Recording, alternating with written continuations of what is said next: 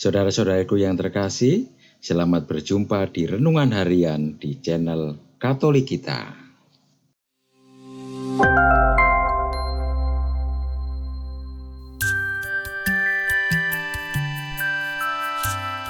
Hari ini, Sabtu, 14 Desember 2024. Perayaan wajib Santo Yohanes dari Salib, Imam dan Pujangga Gereja.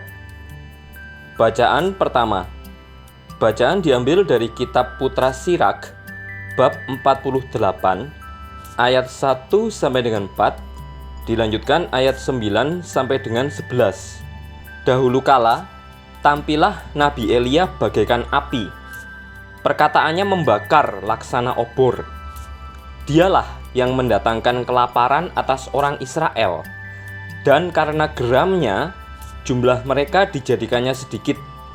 Atas firman Tuhan, langit dikunci olehnya, dan api diturunkannya sampai 3 kali. Betapa mulialah engkau, hai Elia, dengan segala mukjizatmu. Siapa dapat memegahkan diri sama dengan dikau? Dalam olak angin berapi, engkau diangkat.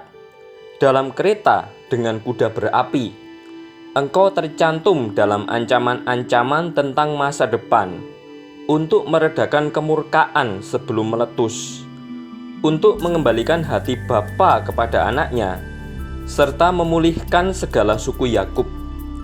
Berbahagialah orang yang telah melihat engkau dan yang meninggal dalam kasih. Demikianlah sabda Tuhan. Syukur kepada Allah. Bacaan Injil.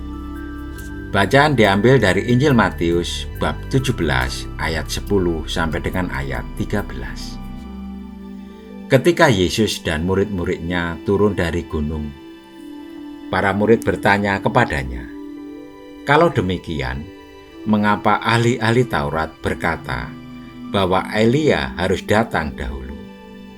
Jawab Yesus, "Memang Elia akan datang dan memulihkan segala sesuatu.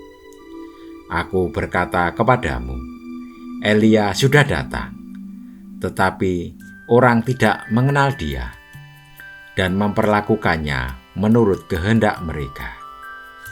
Demikian juga Anak Manusia akan menderita oleh mereka."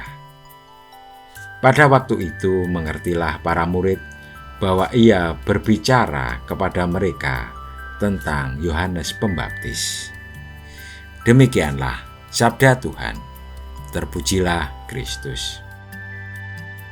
Saudara-saudariku yang terkasih, seringkali kita tidak sadar bahwa ada seseorang di sekitar kita yang merupakan utusan Tuhan untuk menolong dan menggerakkan hidup kita menjadi lebih baik.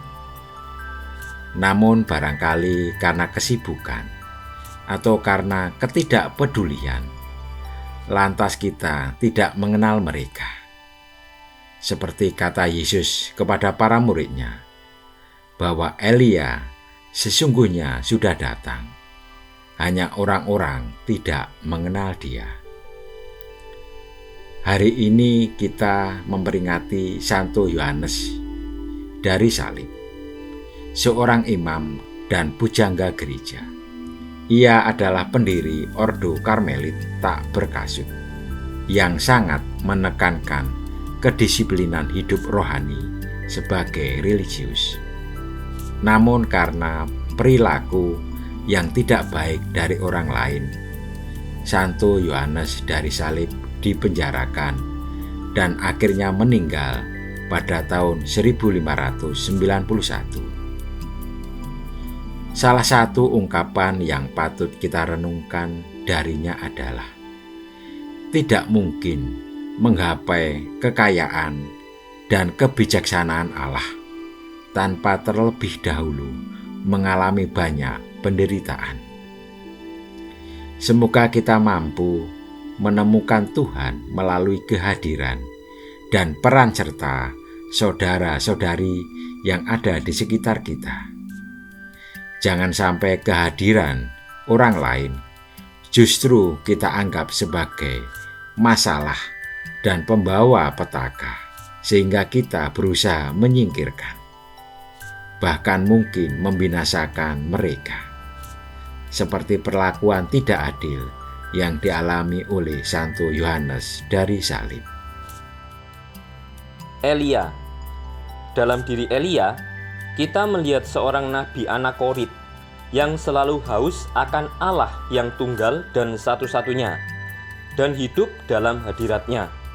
Dia adalah seorang kontemplatif yang terbakar oleh cinta membara akan Sang Absolut, yakni Allah. Perkataannya menyala-nyala bagaikan obor.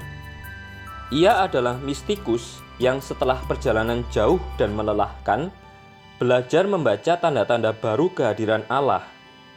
Ia adalah nabi yang melibatkan diri dalam kehidupan masyarakat dan yang dengan berjuang melawan dewa-dewa palsu, berusaha membawa umat kembali pada kesetiaan akan perjanjian mereka dengan Allah yang tunggal. Ia adalah nabi yang solider dengan kaum miskin dan kaum terlupakan, serta yang membela mereka yang menjadi korban kekerasan dan ketidakadilan. Sumber: Konstitusi Ordo Karmel Indonesia, artikel 26.